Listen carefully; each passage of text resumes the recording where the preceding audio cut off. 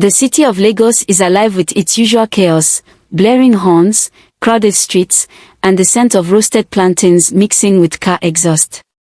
On one side of the city, in a luxurious estate, Tomi Williams, a 24-year-old graduate of international business, stands in front of a mirror, adjusting her silk blouse.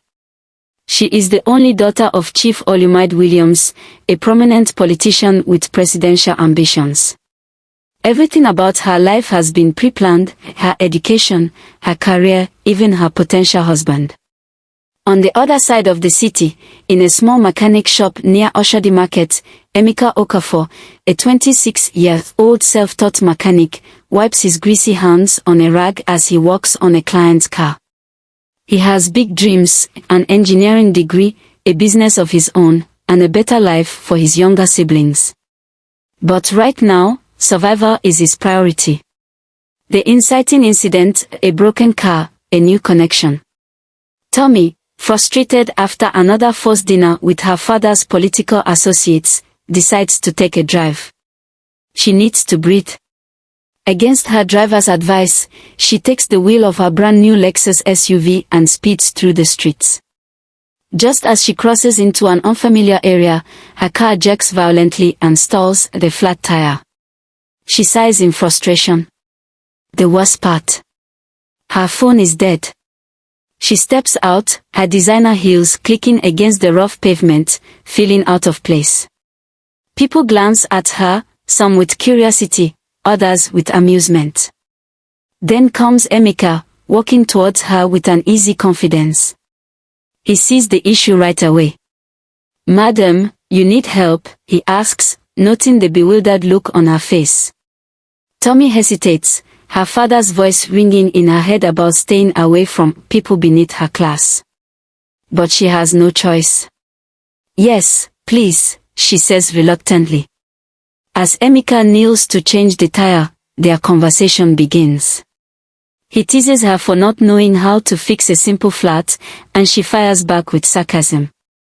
The tension melts into something light, something intriguing. For the first time in a long while, Tomi feels a spark, not because of Emeka's looks, though he is undeniably attractive, but because he treats her like a regular person, not a fragile princess. Once the job is done, she thanks him and offers money, but he shakes his head. "I help people because I can, not because I expect something in return," he says. She is stunned, everyone in her world always expects something. She drives off, but she can't stop thinking about him. The second meeting, curiosity takes over. Back at home, Tomi finds herself distracted. Why did this stranger intrigue her so much? Maybe it was his confidence, his independence, something she envied. On impulse, she returns to Oshodi Market a few days later, hoping to spot him. She feels ridiculous, but before she can leave, she hears a familiar voice. "You again." She turns to see Emeka, arms crossed, an amused smirk on his lips. "What? I'm not allowed to be here," she challenges. "You don't seem like the Oshodi Market type." "Maybe I like adventure." And so, their odd friendship begins. Tomi starts spending time at Emeka's shop, watching him work, meeting his younger sister Ada, and learning about his struggles. She sees a world vastly different from hers, one of hardship but also of deep love and community. Emeka, on the other hand, gets glimpses of her world, her controlled, suffocating life, where every move is dictated by her father. He sees a girl who, despite wealth, is searching for something real. They talk about life, dreams, and expectations. Tomi shares her desire to start a charity for young entrepreneurs, but her father dismisses it as a distraction. Emeka shares his dream of studying abroad, but financial constraints hold him back. Their connection deepens. It is no longer just curiosity, it is admiration. But Lagos is not a city where secrets last. And soon, someone is watching. The first threat, a warning from the top. One evening, as Tomi sneaks back home after spending time with Emeka, she finds her father waiting in the living room. You've been spending time in places you don't belong, he says, his voice calm but deadly. Her heart pounds. How does he know? Listen to me, Tomi. That boy. That world. It's beneath you. I won't allow you to throw away your future for a mechanic. She opens her mouth to argue, but he slams a folder on the table. Inside are pictures, her and Emeka, laughing, talking, completely unaware they were being watched. Stay away from him, her father commands. Tomi feels rage and fear clash inside her. But she knows one thing, she isn't going to let her father decide this for her. And with that, the battle between love and society truly begins. Tomi stares at the pictures of herself and Emeka, her father's voice echoing in her head, stay away from him. But why? Because Emeka is poor. Because he isn't part of their elite social circle. She clenches her fist, feeling something she hasn't felt in years, rebellion. For the first time, she refuses to be controlled. Instead of obeying, she decides to keep seeing Emeka, but in secret. She knows the risks, but she is willing to take them. The next day, she sends him a message, meet me. Same place. Don't ask questions. Emeka's hesitation, is love worth the cost? Emeka is no fool. He has seen this story play out before, rich girl meets poor boy, they fall in love, and in the end, she chooses her word over him. But something about Tomi is different. Still, he hesitates. If her father already knows about them, he knows trouble is coming. Yet, when he sees Tomi waiting for him at the small eatery near his shop, smiling like she belongs there, he knows he can't let her go. You shouldn't be here, he says as he sits across from her. And yet, here I am. A part of him wants to push her away, to save them both from the pain that is surely coming. But another part, the part that has dreamed of something bigger than fate, holds on. And so, their love story continues. Tomi and Emeka begin meeting in secret, stealing moments in places where no one from her world would recognize them. She learns to sit in his workshop, ignoring the grease stains on her clothes. He learns to listen to stories of luxury parties, knowing he will never fit in. They exist in two different realities, but for the first time, Tomi feels free, and Emeka feels seen. One evening, Emeka surprises her with something unexpected, a project he has been working on for years, a design for a solar-powered generator. I've been working on this since I was 17, he admits. If I could get the right funding, I could actually build it. Tomi stares at the detailed blueprints, the calculations, the raw genius before her. You're brilliant, she whispers. He laughs. Try convincing the world of that. And right then, an idea forms in her mind. A risky proposal, Tomi's plan to help. Tomi comes from money, power, and influence. What if she could use it for something real? The next day, she does something she has never done before. She sneaks into her father's office, searching through his files. She knows he invests in tech startups and engineering firms. If she could just... Her heart stops when she finds what she is looking for, a business grant for young engineers. She takes the information and hurries to Emeka. I have a way for you to get funding, she tells him excitedly. There's a government grant. If you apply, you could. Emeka cuts her off, his expression dark. Tomi, do you think your father is going to let a nobody like me win a government grant? Tomi falters. You don't get it, he continues. Your world isn't built for people like me to succeed. Then we'll change the rules, she insists. But Emeka knows the truth. The system is rigged. And Tomi is playing with fire. That night, Tomi returns home to find her father waiting, furious. You stole from my office. She freezes. How did he know? Her father slams the same file she took onto the table. Do you think I don't have people watching you? Tomi's stomach twists. She underestimated him. "If you think you can help that boy, you are mistaken," Chief Williams growls. "I own this city. I decide who succeeds and who remains where they belong." Tomi's eyes burn with unshed tears.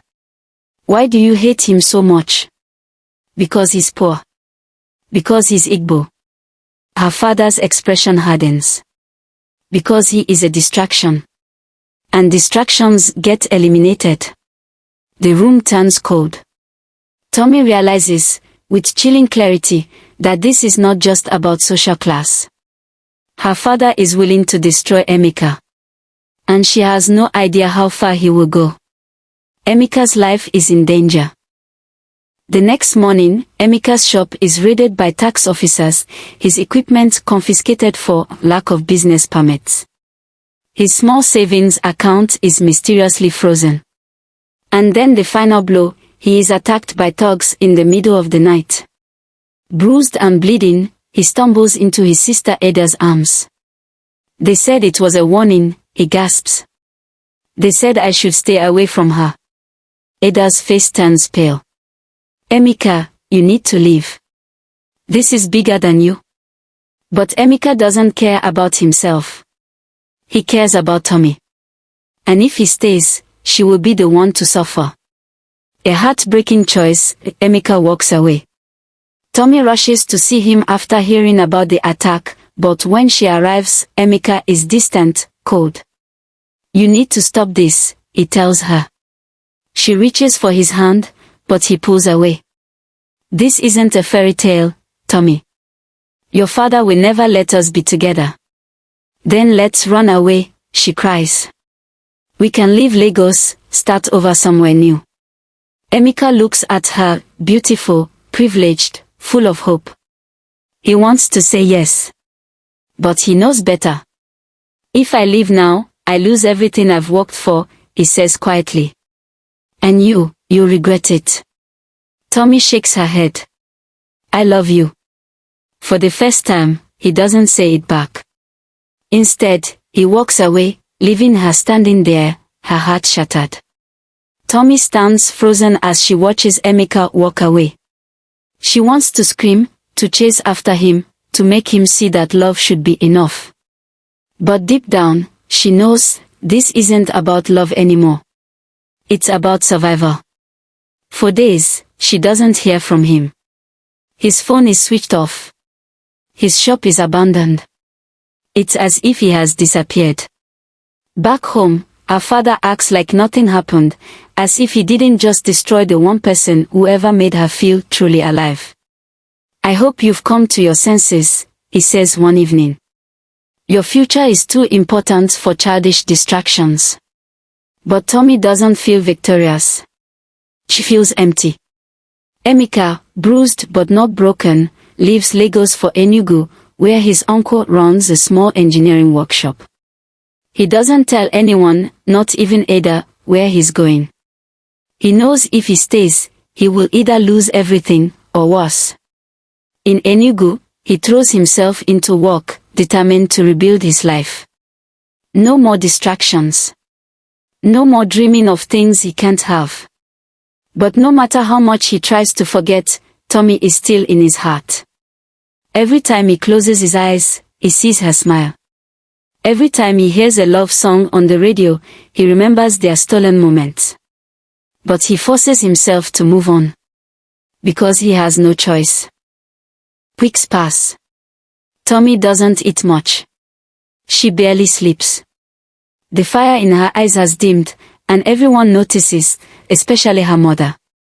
"You need to stop this," her mother urges one night. "Your father has plans for you." Tomi scoffs. "Plans? You mean like selling me off like property?" Her mother sighs. "You think I wanted this life? I made sacrifices for this family. Now it's your turn." Tomi's heart sinks.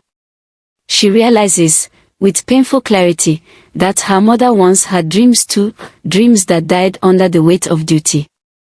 And now, her father has found her a suitor, Bod Edineron, the arrogant, entitled son of a wealthy oil tycoon. At their first meeting, Both barely looks at her, more interested in his phone than in her opinions. "We'll make a good match," he says casually. "Your father and mine agree. That's all that matters." Tomi feels trapped. Her life is no longer her own. Meanwhile, in Enugu, Emeka receives news that changes everything. He has been accepted into a prestigious engineering program in Canada. It's everything he has ever wanted. A fresh start. A chance to prove himself. But as he stares at the acceptance letter, all he can think about is Tomi. Does he leave without saying goodbye? Or does he risk everything one last time?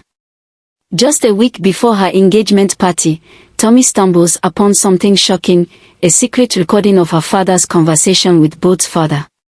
"You think she'll agree?" Bode's father asks. "She doesn't have to," Chief Williams replies. "Once we announce it publicly, she won't dare humiliate me. And if she does, I'll handle it, just like I handled the mechanic." Tomi's blood runs cold. Her father destroyed Emeka's life on purpose. That night, she sneaks out of the estate. She has only one thought: she needs to find him. With Ada's help, she tracks Emeka down in Enugu. When he opens the door and sees her standing there, soaked from the rain, his heart stops. "Tomi." She throws herself into his arms, sobbing. "I'm so sorry. I should have fought harder. I should have." He silences her with a kiss, a desperate, aching kiss that tells her everything she needs to know. "I never stopped loving you," he whispers. Neither did she.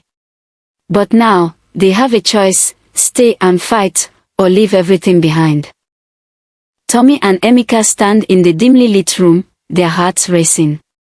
The rain outside drums against the window, mirroring the storm within them. "I have a scholarship," Emeka says, his voice barely above a whisper. "I leave for Canada in a week." Tomi's eyes widen. "That's amazing," she breathes, but there's an unspoken question between them: what happens to us? Emeka swallows hard. "Come with me." Tomi's breath catches.